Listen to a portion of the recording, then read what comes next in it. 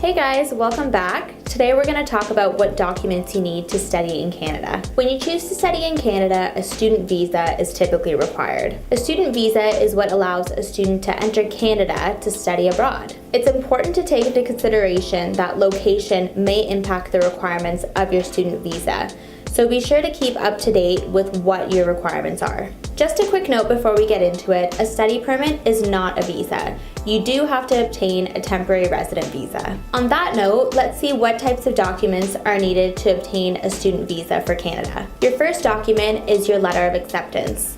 It must be the actual letter of acceptance that you're submitting to obtain your student visa. Your second document is a proof of identity. So this could include your passport or any other travel document, but be sure to also include 2 travel size photos for your passport.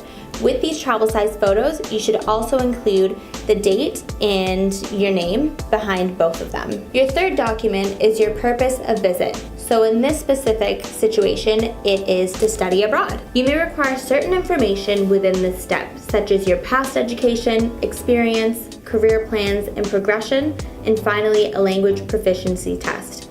Accepted language tests are typically IELTS and TOEFL. Your fourth document is proof of financial stability. You must prove you have the financial capacity to afford your international studies in Canada. You can prove your funds with a letter of support from parents, other family members, or your school, bank statements for the past 4 months, balance certificates, proof of set Canadian bank account in your name, documentation of a student loan, proof of tuition and housing payments, or source of income of the sponsor. Your fifth document is your letter of explanation. The intention of this letter is for the receiver to understand why it is that you want to study in Canada. Further, it's a document for you to acknowledge any types of responsibilities or a gap year or any type of inconsistencies in your studies. The sixth document is your travel history.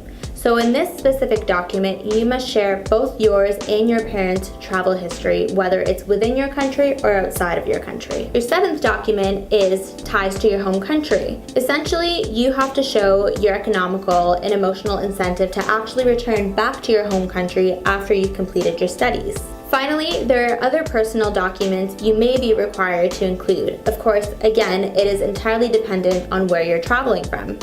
These documents may include biometrics, police clearance, detailed curriculum, birth certificate, and marriage certificate if applicable. We know this process may seem a little bit overwhelming, but ApplyBoard is here to help you with every step of the way, so be sure to contact us if you have any questions whatsoever.